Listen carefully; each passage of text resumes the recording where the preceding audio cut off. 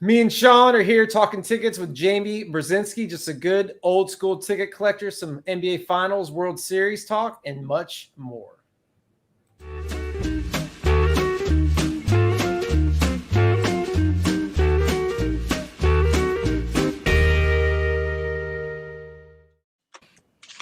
All right, Jamie, Sean, thanks for coming on. Thanks for coming on, Jamie. Thanks for having me. I'm excited to talk some tickets tonight. Yeah, I think one of our buddies, Justin, Justin Sutterfield, we were talking about having people on. I talked to Sean. They're like, "Oh, you got to get Jamie on. He's big." Well, just tell us what you have been collecting, how long, kind of what you've been up to within the ticket collecting world. Well, basically, I'm a St. Louis Cardinals fan, and so all the way back in 1998, that seems like a long time now, I went, as many Cardinals fans, to a lot of Mark McGwire games. And I was lucky enough, my dad is a high school baseball coach, and at the time, they would comp you in. You had a pass, and you could get in and just get into the game. So I went to a lot of McGwire games, and then I was at 62, and I actually had a ticket because you had to have a seat.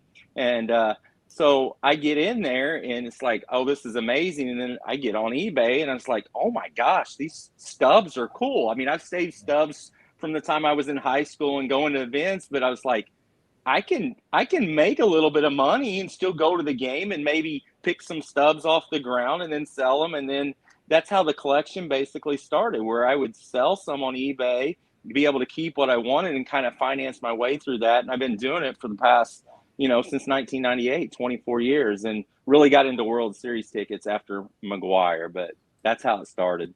Wow. Jamie, that's a lot. It reminds me of how I got really into tickets too. Same thing, 1998. But for me, I think my eBay account started in 99, and one of the first things I bought on eBay was the Mark McGwire 70 home run ticket. Yeah.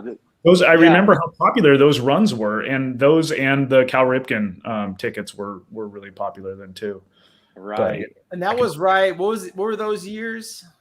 98. 98 was the home run that's chase like right when eBay started kind of taking off, and the online community and selling was starting to pick up. That was back in the day when you actually had to write a check and send it to the person. That's right. You get a lot of money orders and things like that. People don't understand how easy it is now, but literally you could buy these tickets, and I pulled one. I think this was for 66. So I would buy 4 or 5 of these child tickets. I mean, I'm a first year graduate out of college, and they're $2, so I may sit in a seat like this or try to go in Homer's Landing and catch a McGwire home run ball, and afterwards I'd have 4 or 5, and I may sell some. And what was cool is after he broke it on 62, I went to the home games because you never knew which one was going to be the record. So, I mean, he just kept hitting them until he hit 69 and 70 on that last day, which was just incredible. Yeah. Wow, that would have been it's not from the collecting standpoint, just being at those games had to have been wild. It was great. I mean, the Cardinals I'm so used to them winning. I went to, playoff games in 96. And as a Cardinal fan, I tell my friends, we are very spoiled. I mean, they make the playoffs. They probably made it like 90% of the years over the last 15 years. And we're just spoiled where you get to go to the playoffs. And so I'd been at that park quite a bit, and then later saw World Series games there. And I'm 2 hours away from St. Louis, but I made it over there quite a bit. So it was exciting.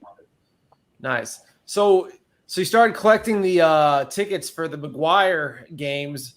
So when did you really start diving in and going back and collecting old World Series and all the other things you collect? It was right then, and I actually did something that's easy to do now. So in '98, I thought, you know what, I'm going to buy some World Series tickets with this $400 or $500 I made and see what I can do. So I would buy one and sell one. But what I did for about 3 to even 6 months is every price that would go through eBay, I looked at that and saw what range they should go for. And it also gave you the sense of what's rare and what's not. What do you want to keep? So I kept a lot of my Cardinals World Series tickets. And when I had most of them, I sold a lot of the Yankees, and I just went on and on. But for example, I have a run of 26s, which I just really love these World Series tickets. I don't know if you can see that real well, but that's can you maybe tilt it forward a little bit? Is that good? Yeah, a little better. It's kind of Well, hard to see anyway, with the. it's hard to see with the glare, but this is a 26 game one, and it's the Cardinals' first World Series game ever.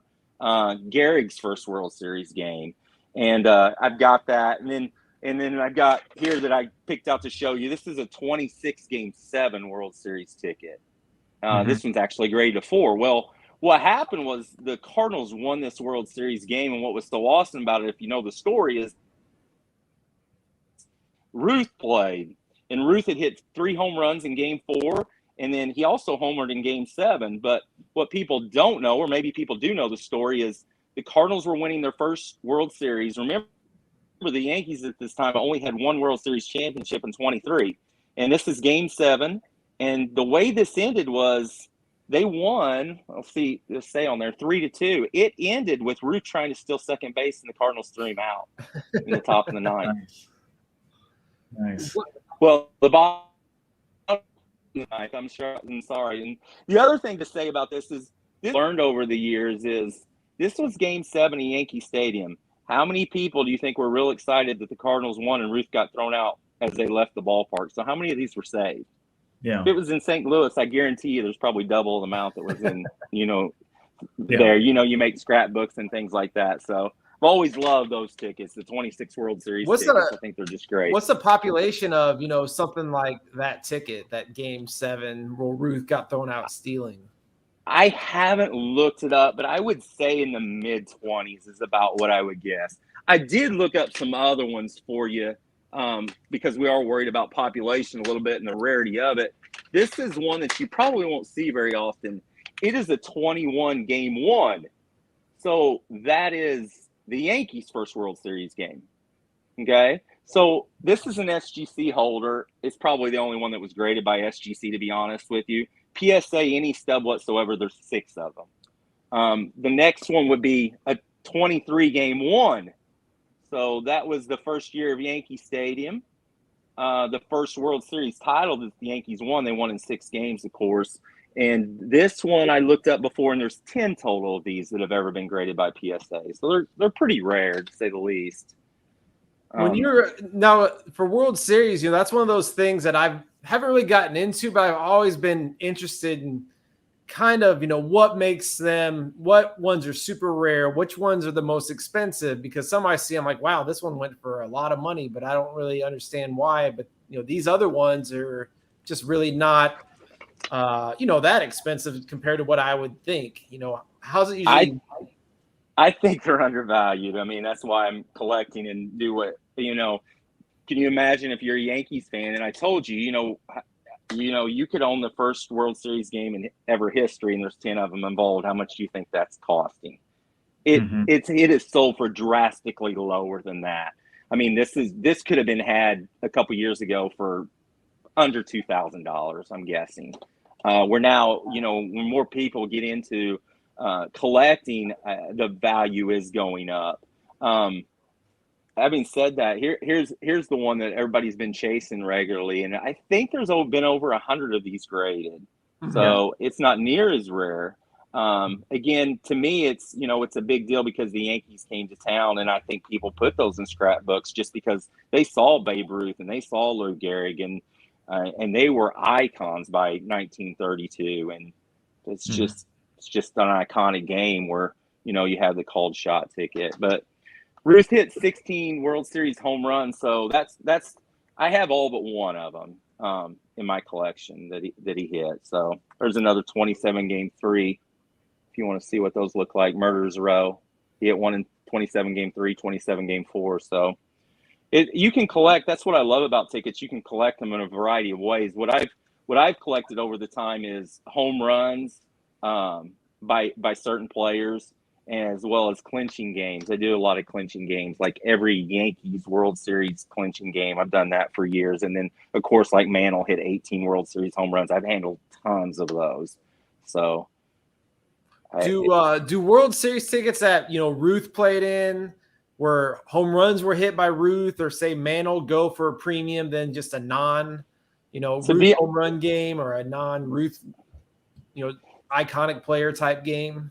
If something historic happened, of course, it's going to have more value. I mean, the one that comes to mind is the 26 game four where Ruth basically told Johnny Sylvester he's going to hit a home run. I mean, that's just tells a story. I think it has more of a value when you can tell a story with what happened, whether it's the called shot or Yankees' first game, or, okay, this was Mickey Mantle's first World Series game, or this is Mickey Mantle's first World Series home run. Right now, having said that, Mickey Mantle World Series home run tickets are about the same price as they were 10 years ago. It's about the only ticket that I know of that's not really shot up.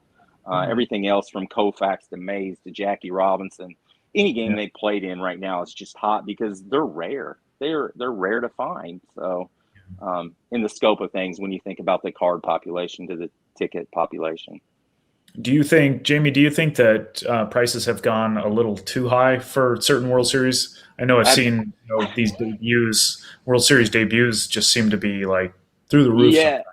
Yes, but I still have a hard time with saying I think they're probably too high on some things because I remember what the price was 2 years ago. Yeah. But then but the reason I still have a ton of them and I hadn't sold many of them and thought these are a really good, I love the tickets and they tell a story, but I think they also are a good financial investment, is I look at cards, and to me, cards are crazy what they go for. So you have an artificial scarcity of something that comes out and they're like, oh, this is one of 25 and it's going for an enormous amount of money. And then you're like, yeah, but you have 100 sets. So I knew when I first started, so Mike's gone to the National. I'm sure Sean's gone to the Nationals. Well, you can go to the National and look, and, if it wasn't the last National, there were some tickets, but you could go years prior, 5-6 years ago, you would look at the whole place and people didn't have tickets.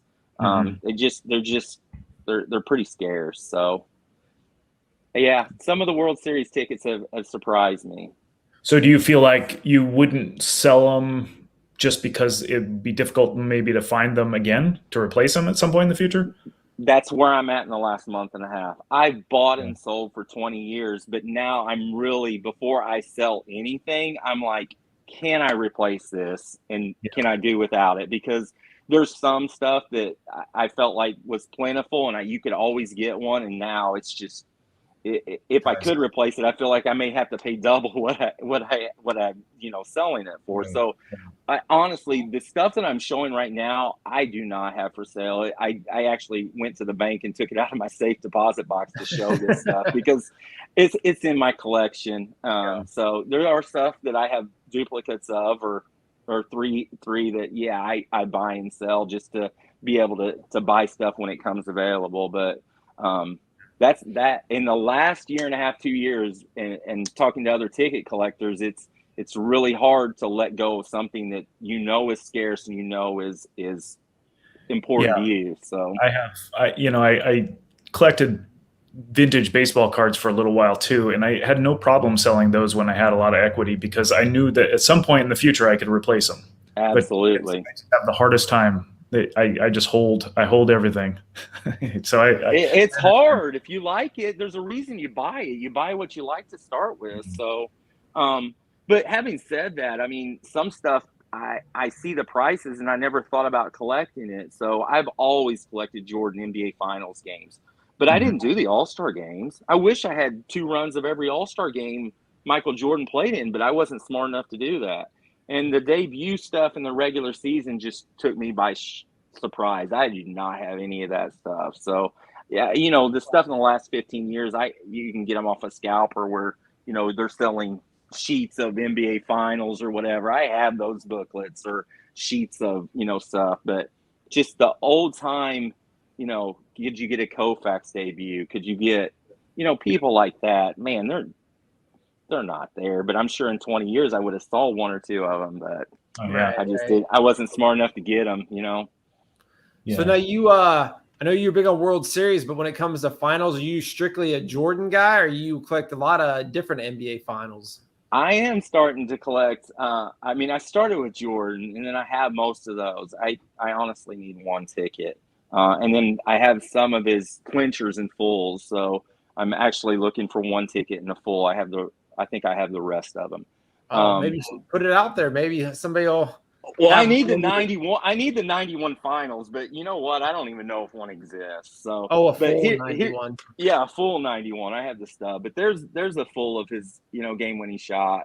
Oh wow, there's only what I think like 5 or 6 of those. 5 or 6 of those, yeah. And I like you guys have talked about the season ticket. I like the season ticket. So funny that you should ask about Jordan, but I'm from Southern Illinois, and I like Jordan, but Jerry Sloan's from my hometown of 3,000 people. So when he's playing the Jazz in the 97-98 finals, I'm rooting for the Jazz. So I right now, it's as you get older, you're just like, man, don't go against greatness. I mean, you see somebody that's great, it's hard not to root for him. Like, I'm a Steph Curry fan.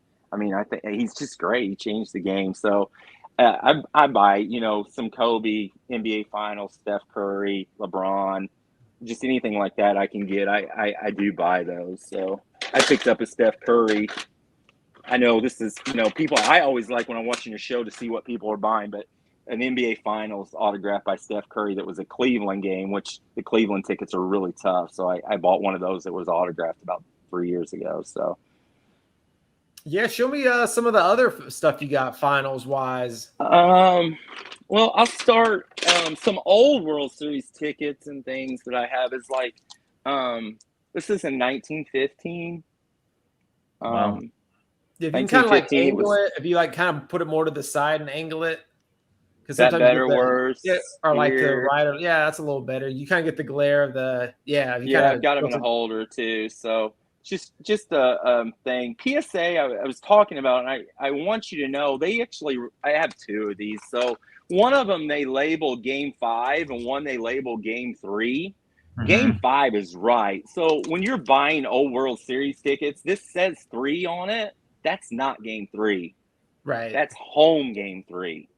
Right. And this has been labeled by PSA in the last year and a half, and I even told them the correct thing, and they just did it wrong. So like this one, they labeled wrong. It's a 1915. It says Game 2 on it, so they put Game 2 Ruth pitch. Well, no, it's not, but still neat, still old.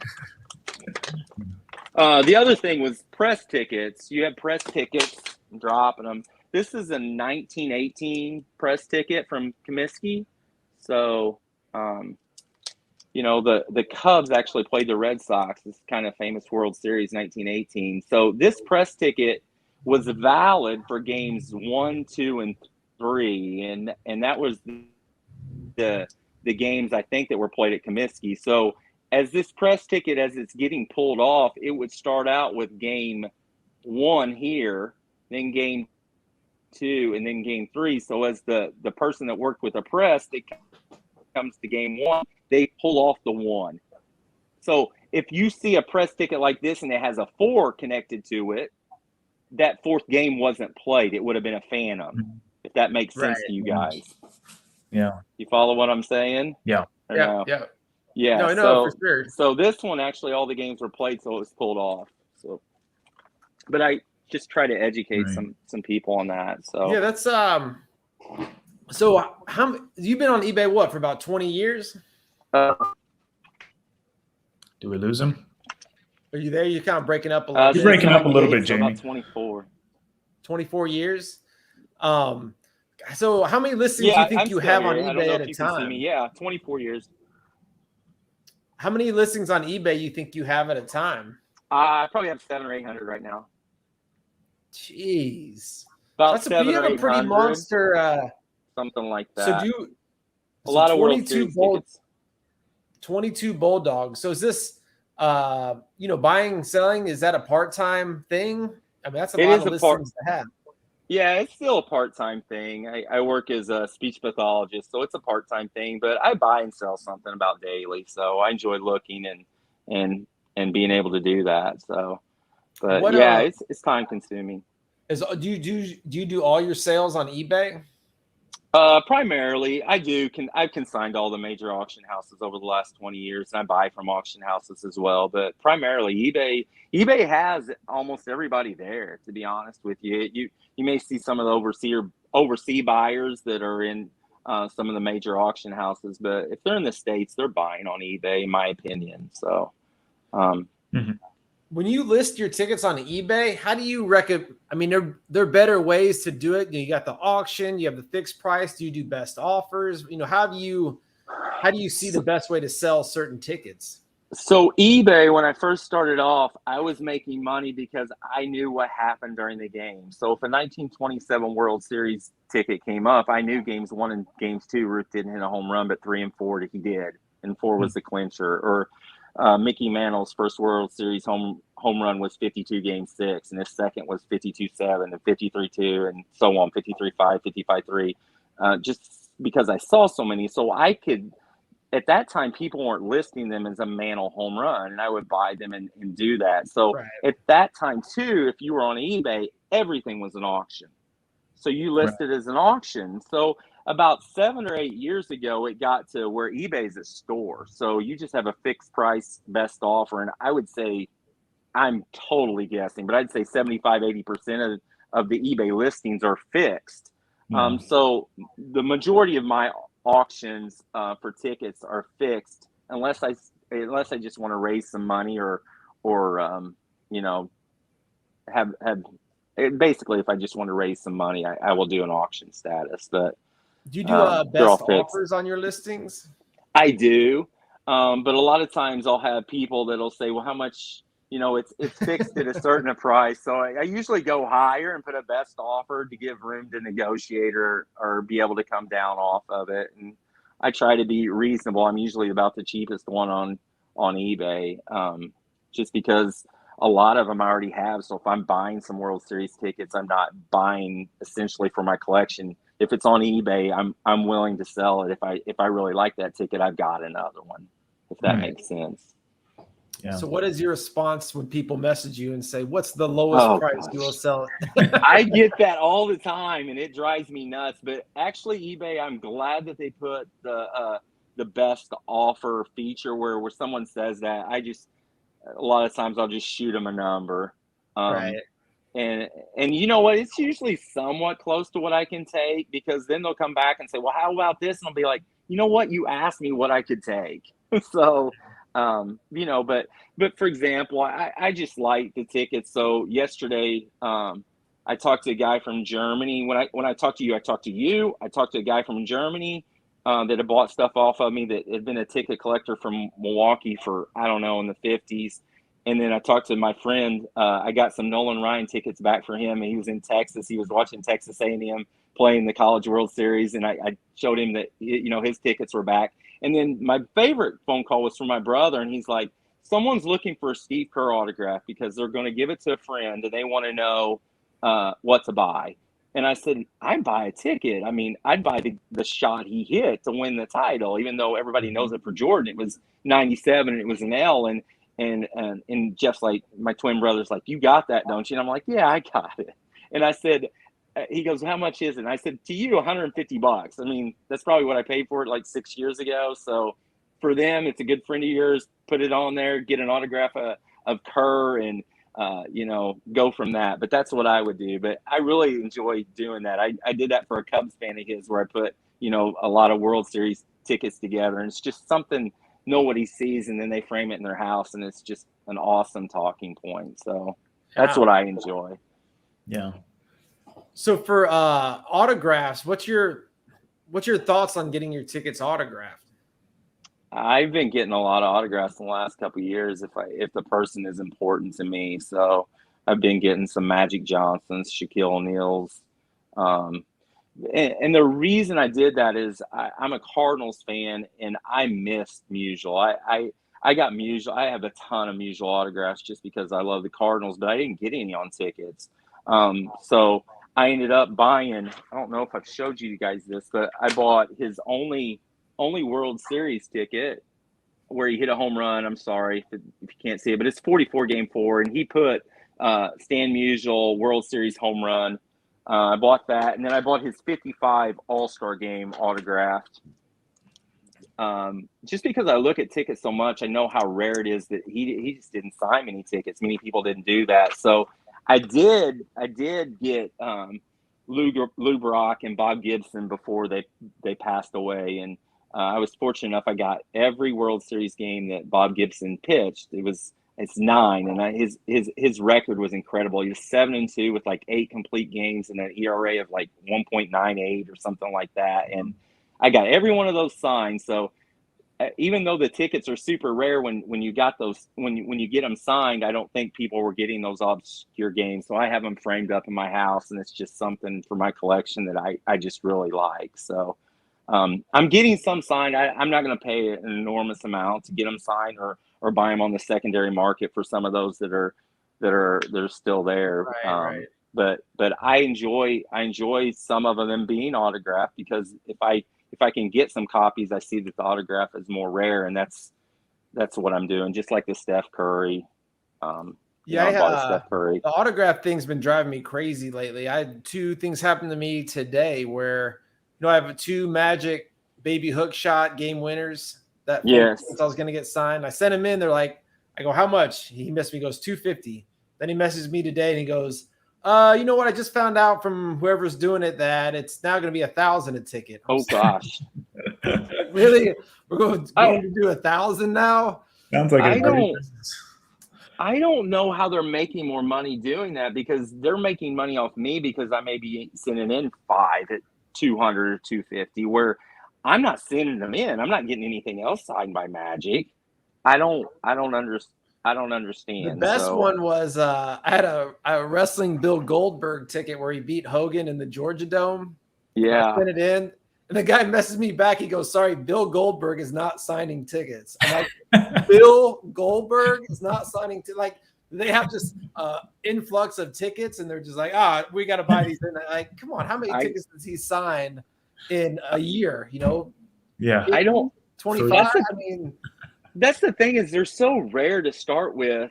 I don't see how they're signing very many. And a ticket collector, you like the ticket anyway. You just put it with a frame picture or something. Right. So I got Elijah and they're like, Elijah may not sign these tickets. And I'm like, whoa. It's not Elijah not wanting to sign these tickets. It's whoever's giving money. So, yeah. But I understand they pay a lot for those and have exclusive rights to them. They have if they want to charge a little bit more, or, a premium. Yeah, that's the way I've always seen it, is like, you can charge what you want, then the market will kind of dictate if they think it's worth it. But the ones that just flat out shoot you down for especially like a Bill Goldberg, I'm like, really? Like, does this make financial sense? Like, you're going to turn down $100 for. I know. And I've been down long enough that, I did some memorabilia. So it was kind of like the baseball bats, that no one had any baseball bats signed of like Mantle and Cobb and Ruth and all those people. So in the 80s or 90s, it became, okay, that was a premium item. So then they started charging more for a baseball bat or a jersey or something like that. And then you have supply and demand, and it all catches up. So but with tickets, that's the problem, because the supply is not necessarily there, and so it's kind of like they have control, better control than that dynamic. And I remember when that was the case back in the 90s. But so that's my complaint about it. But we've gone over this autograph thing. I feel like I do like them though. That's the problem, is I see the scarcity of it, and if I already have a ticket or 2 of it, I'll be like, I'd like to have that one autographed. And it's the same thing as I'm one of them that's sending in multiple stuff. I'm glad I have all 9 of Gibson's games pitched, and I don't have multiples of them, but I do have all 9 games. So Jamie, do you collect other memorabilia still, or just tickets? Not very much. I have some just newer basketball cards, and it was just, it's just too much. I've always done tickets, and that's basically what I like. And the other thing I really like is the Type 1 photos. I got in with that 12, 15 years ago, and it's the same thing where they're just super rare and they're just so cool. Like, JB, I feel like that's really become real popular in the past. Gosh, seems like almost 6 months to a year. I hear a lot more about photos. Talk to us a little about, what makes a Type 1 photo. A Type 1 photo is off the original negative, printed like 2 years or earlier. And it was basically just a concept where they were making sure that someone that owned the negative couldn't print something off now and it'd be worth the same amount. So what happened, to make a long story short, and these got really popular, I don't know, probably 10, 12 years ago, where they were throwing out large archives of photos when we went to the digital camera. So Right. you would have, a photo basically became popular because if they were running a story on Stan Musial, for example, they would pull a file folder of all these pictures with Stan Musial, and if they didn't have a photographer at the game, they would pull one of those pictures and be able to write their story.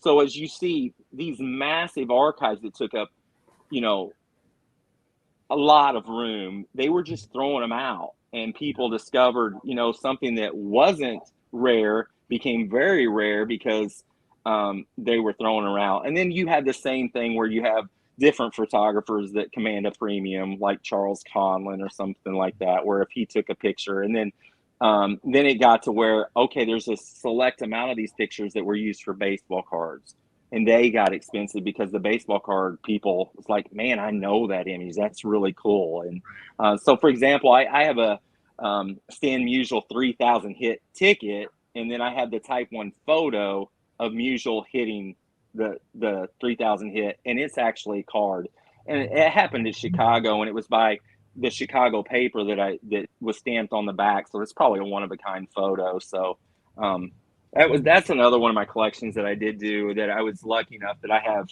3,000 hits, 3,000 hit collection with Clemente and Aaron and Musial, and those are super rare. A lot of those have a population of between 5 and 10. So I think I brought some of them, but anyway, that was something that I collected as well. But Jimmy, you and Sean, I know, did you used to collect cards and then you slowed down? You still collect cards? Where are you guys on the card collecting? I did as a child. My dad was a collector, so I kind of did that with my father. My father actually has a lot of tickets now because I've been doing this for 20 years. So he's a Cardinals fan as well, and he's like, you can't go wrong with Ruth and Gehrig. You just keep all those. So that's what he's done for the last 5 years. He would buy a Ruth or Gehrig play game, but we used to buy cards, and I was the kid that, on his 6th, 7th, 8th, 9th, 10th birthday, that's what he got for Christmas or his birthday was a box of cards, and you would open them. So I did that until I got, the typical high school. And then, I didn't do anything for those 6 or 7 years. And then in 98, I got back into collecting and thought, well, this is really neat, this ticket collecting. And not many people do that. And I just really liked it. Yeah, that's pretty much my story too, Jamie. I think just by what you're saying, I think we're probably around the same age. And then huge card collector, but then got out of it. But then interested in tickets because of the rarity, because you couldn't just go to a card shop and see thousands of them. They were tough to find. And then when eBay came out, you had access, and which was amazing, because you didn't before that. It was like writing letters to dealers who dealt in tickets. And that was a tough. And there's not many of those. I mean, you just probably had to find a season ticket holder that had them. So I can remember going to the National, and a particular dealer had a grouping of 47 Dodgers regular season tickets. And I thought, man, those are cool. And the Jackie Robinson I think he had 2 of them. And the Jackie Robinson debut was $7,000. And I looked at my dad, and he's like, what do you think? I'm like, hey, that sounds like a good deal, but $7,000 is a lot of money to spend on a ticket. Right. And man, I wish I had done that. But what year was this?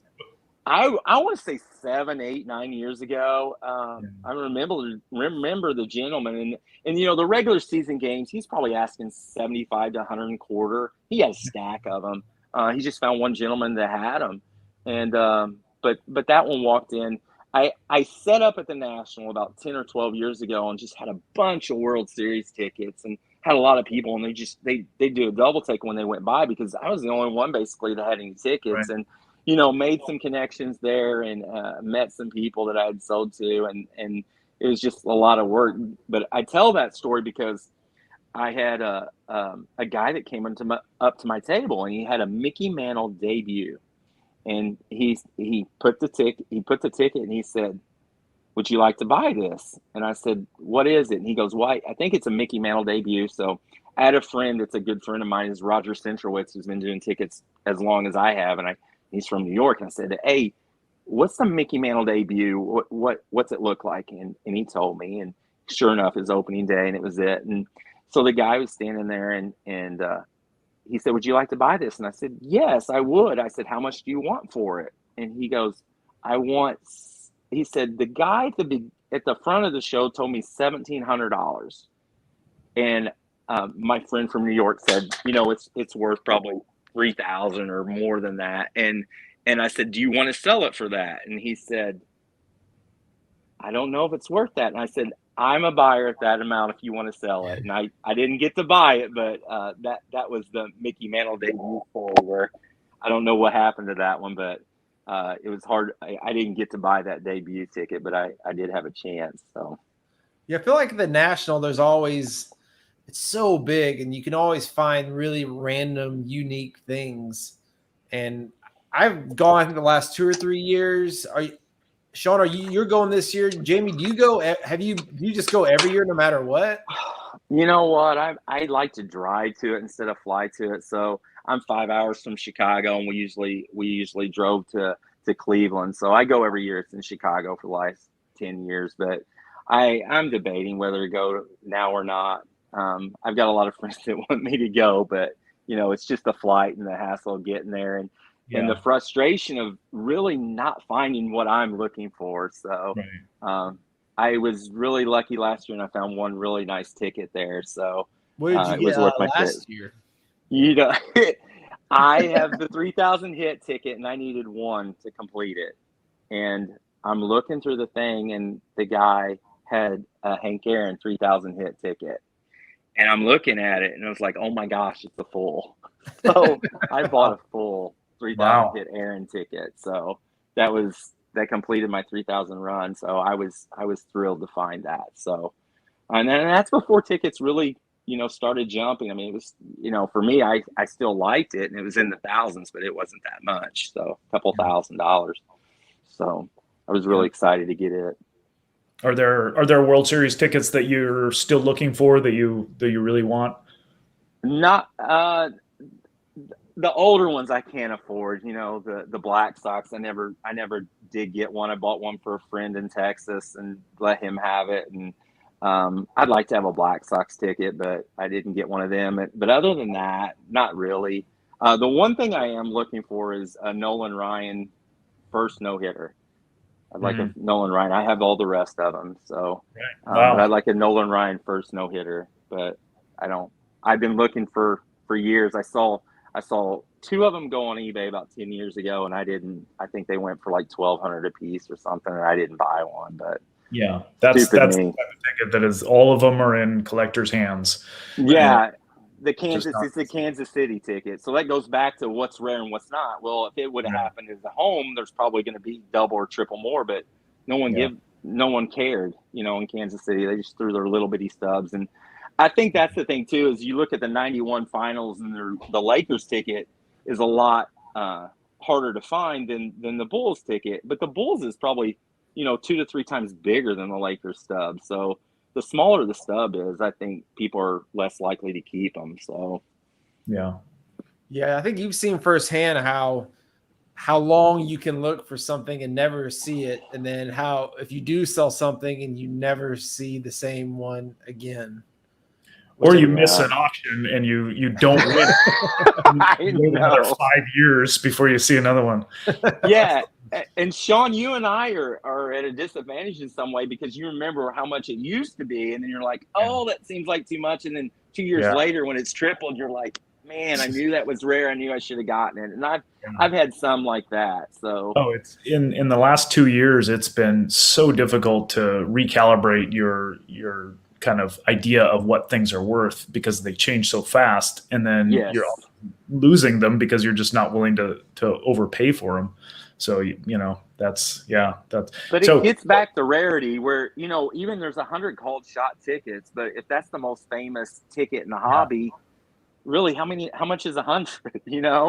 I don't know. I mean, it's kind of like the 52 mantle where there's a number of them. There's probably 2 to 3,000 that are out there in Right. various populations, and so they're not rare, but they're just so in such high demand that the value of them just continues to go up. And I relate the 32 Ruth called shot to that similar concept. It's the most sought after ticket. It's the most iconic visual ticket in baseball collecting, I think. And it's a beautiful ticket too. So I mean, the Cubs logo and stuff, and I think I was telling Mike, actually, people ask me a lot how many fake tickets. Well, with the World Series, they were worried about people getting in, faking a ticket. So on that cold shot ticket, if you look on the side of it, there's actually an embedded 1932, and it was just what they used at the time to. So if you can't see it, I'm sure, but if you took the Wrigley and Field right here next to the field, it's going to be an indentation that says 1932, and that's on the Game 3 as well as the Game 4. So even in the 30s, it was $6.60 to get into this game. That's expensive back then, and so they didn't want people to just to fake them. So, you have the seat numbers. So, if for example, if I sold this sometime, I would know if it was my ticket because I would know the seat numbers. And that's with anything is, if there's only 6 or 10 of them out there, you know what tickets you used to have. So what is the grade on your called shot ticket? This one's just a 2. This one's a 2. I have a 2 and a 3, and my dad has a few of them. So dad saw that one coming and had money, and he's like, I'm buying them. So I think that was the first ticket that I ever spent, over $1,000 for. Yeah. It's been so iconic for so long. But right. And all the World Series home runs for Ruth have been over 1,000 for a while. I mean, that wasn't the most expensive World Series home run ticket. It's definitely not the rarest. So it's just iconic. Yeah, so on that, go ahead, John. I was just going to say that, or I was going to ask you, Jamie, this is interesting to listen to somebody who's been in this for a long time, because a lot of people, as I'm sure you know, seem to think that ticket collecting just started a couple of years ago. And it's been going on for so much longer. Darren Ravel didn't invent ticket collecting. Right. Contrary to what everybody thinks. So how has it changed? How has it changed? What are the biggest ways that it's changed in the last couple of decades?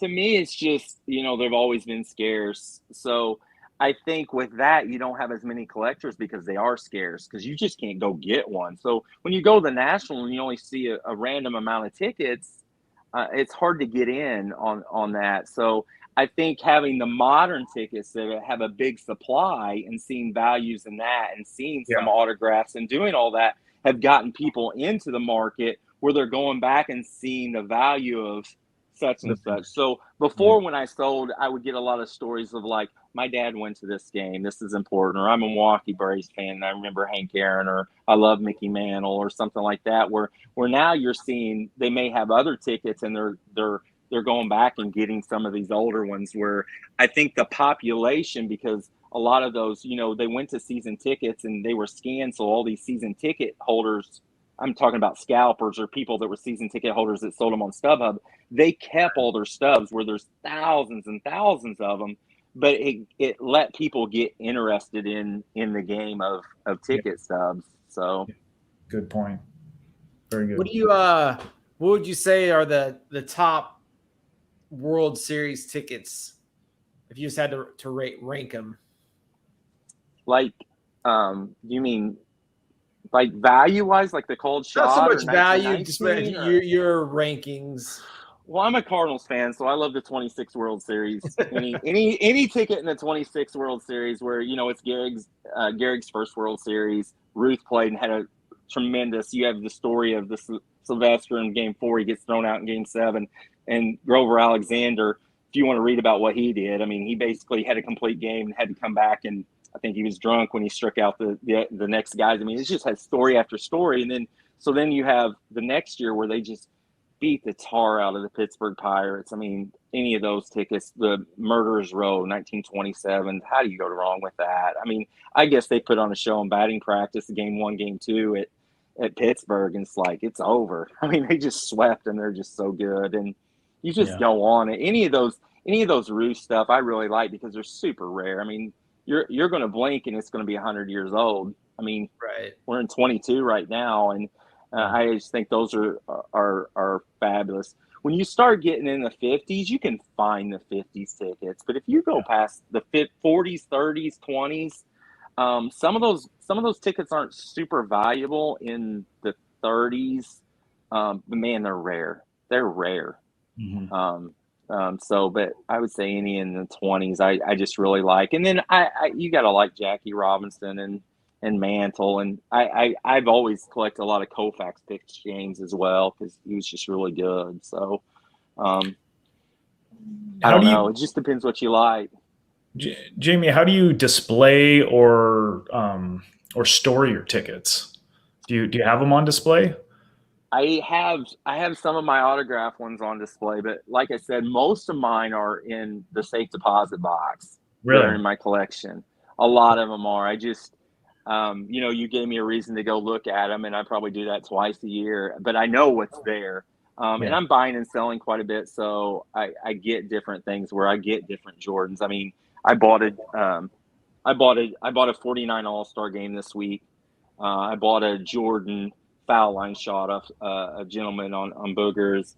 I bought an autograph ticket, and so I have quite a few of them at home, but just stuff like this where this is Bob Gibson. He was a no-hitter. He threw a no-hitter.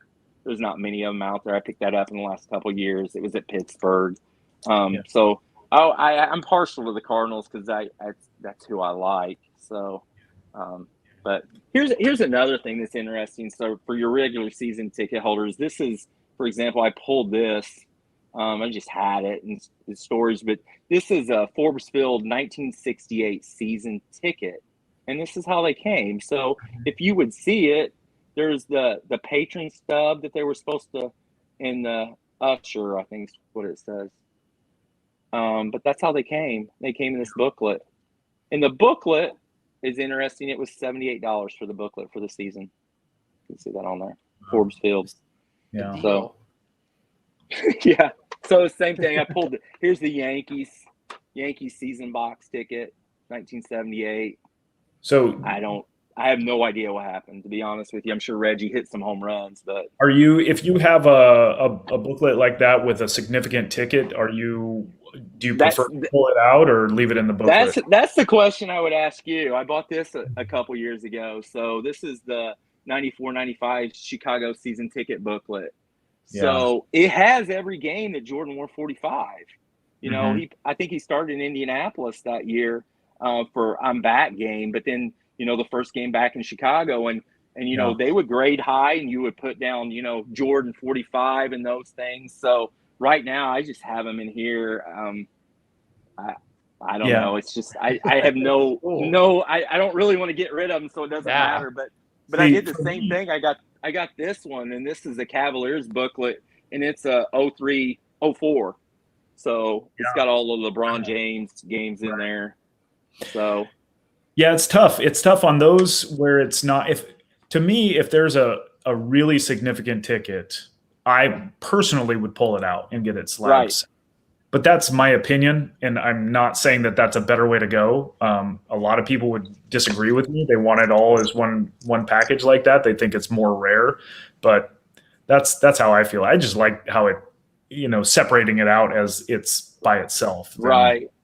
And then, of course, your World Series sheets come like this, and I've separated tons of those. And same thing with your NBA Finals and stuff. And it makes it harder to display when it's a full sheet. I have a couple World Series full sheets, and I never see them because they're just stored away somewhere. They're just too big, and I don't want to damage them, so you don't want to pull them out too much. And so, yeah. I agree with you. I've always separated them, but I don't know if that's the right thing to do because those sheets are going to be a lot rarer.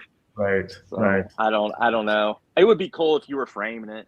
If you had them autographed or something by the whole team, I would see doing that. That would be neat with some photos. But I don't know. That's a great question. I don't know what the people watching think about, but it's hard to know what to do. Have we gotten any comments? Mike? No comments tonight. We did start earlier, especially like on the West Coast. Usually we get a few handfuls. Yeah. But yeah, I mean, your collection is pretty amazing. Even like I really like the random stuff, the season ticket holder booklets and the things like that. And some of those World Series tickets are crazy. That Jordan Full, I saw one go on auction. I tried to bid on it, but it wasn't in near. Yeah, I was the underbidder, so I saw it too. I'm like, as near as nice as yours either. Yeah, and the thing is so I look at value, and I know a stub goes for 5,000 or 6,000. So why is a full 9? Right. So I mean that's why I was the underbidder. So I know I don't know. I have stubs as well. It's just, man, I don't know. Yeah. I wouldn't have mind buy. I was the underbidder is what I'm saying. I just didn't go another bid, but I was under 2, and I was just like, maybe one of those things where like, man, I wish we could have got that at that price, but you never. It seems like you never know with some of these things in this time period. Yeah.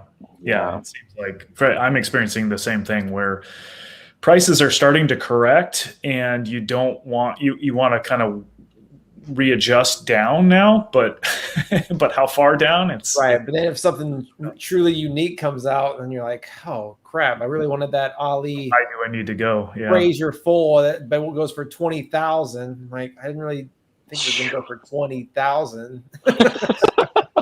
Gosh. Yeah. So things aren't going that far south. It seems like the super rare stuff that you hardly ever see still goes for stupid amounts. Yeah. Well, Jay, so you guys buying anything or? I buy historical, a lot of big historical tickets. So I still come across things, if I see things that I think are of value. I still think I tried to rein it in lately, but I still find things I really like, and it's still I haven't changed too much lately. Yeah, I'm the same way. I'm always looking, and when something catches my eye, I'm ready to go on it.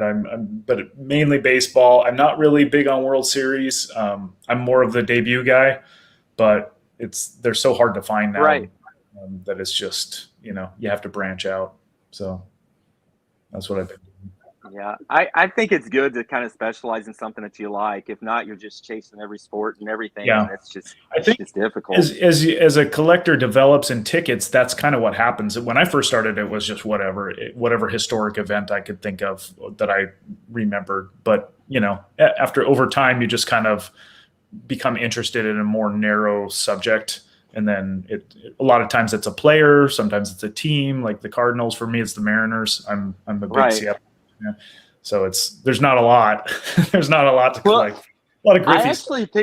I picked up Griffey's 8th home run. I didn't even know that was a deal, but I loved Griffey growing up, and I got it autographed too. So by watching you guys, I was like, oh, I saw that ticket, on eBay later, and picked that up. His last game out of the 8. So I thought it was cool. Yeah. But well, you've been lucky as a Cardinals fans. Me and Sean. You're struggling. He's a Mariners and I'm a Rangers, and I was actually at Game 7 when they played the Cardinals. I didn't go to Game 6, which is probably a good thing. The historic Game 6. Oh, stop! Don't. That was bad. Don't enjoy that, David. Please, don't enjoy that game. I'll tell you what. Pujols was incredible for that 10 years he played with St. Louis. I mean, he was incredibly good, and just the combination of that World Series, and that was his last game really as the Cardinals. I mean, he's back now, but it was just amazing and just electric. I didn't get a chance to go to one of those because I went in 06 and I ended up going in 13 as well, but I didn't go to one of those. I was actually close, but I didn't go. But one day maybe the Mariners will get to experience a World Series. So far though. So are the Rangers. So they're on equal ground. It'll spoil you. I mean, I've been to All-Star games, and I went to the Dream Team game when it was in Atlanta. I'm going to show you that ticket because it was kind of cool. We bought. This is in '96, so I was 21 and went out with 4 college things, and we actually bought these off the street, and but it was cool. But what I was getting to is, as a Cardinals fan, just going to regular season game, I'm kind of spoiled because when you go to the World Series games or those playoff games, man, the playoff games are just incredible. Every pitch, and I mean, it's just, the atmosphere is unbelievable when you're a fan of that team. So it's just we got incredible. a comment. Here you go. See it? There you go, Sean. First ever comment live. Any soccer tickets in my collection? No, I don't know anything about soccer. I've got some football tickets, but no soccer tickets. Yeah, I'm kind of the same way. No real soccer tickets. It's not something that I pay. Yeah, I got a few randoms. You know, one of my favorite ones, I think I may have shown it before. It's not even like, it's such a American ticket, you know. It's the women's 99 Yeah, I remember World that. Cup. You know, that's like the most famous women's sporting event ever. And I was actually at the 2015 World Cup game, the final against Japan in Vancouver, and it was the same sort of thing. The intensity of that event, that was really cool. And I have the tickets, so, and I one got a PSA 10, so I do have some solid. Dang, a 10. Nice. Yeah. Mint. But Carly Lloyd had a hat trick in the first half, or the first like 15 minutes or something. I don't know. It's ridiculous. Get that graded, put it in the comment. Oh, you do. That's right. It's a 10. Yeah. Well, one got a 10 and one got a 9. So nice. Yeah. Well, Jamie, I think we had some good stuff, good info. I appreciate you coming on. Well, I'm thankful that you guys had me on. I really enjoy your show, and I learned something from every guest. And, you know, it has crossed my mind to buy some soccer tickets just because, you know, it's kind of cool, but I haven't yet. But I always learn something from your show, so I enjoy watching and listening to it. Yeah, appreciate it. Well, maybe if you hit up the National, we'll see you. I think me and Sean plan on being there. But maybe we'll find some good things, and maybe we'll see you there. Yeah, if you do find something, I'd love to see it anyway. I guess I'll watch your show and see what you find. But yeah, I have to get some good pickups. It's interesting. I would say get there early. Get there early if you're going to find something. So, but yeah. Every big ticket collector is scouring the place the first day. Yes, because they're rare. They're rare. And I mean, what you may like, I may not. That's the good thing about it, is there were multiple people that passed up the Aaron 3000 hit ticket. That the guy actually offered to somebody for $500 less than me, and he passed. So yeah, what you collect and what I collect is that's very something true. different. You don't know. So yeah. Cool. All right, Jamie. Appreciate it, and keep watching, and hopefully we'll speak again. Thanks for having me. All right, have a good one. Thanks, Jamie.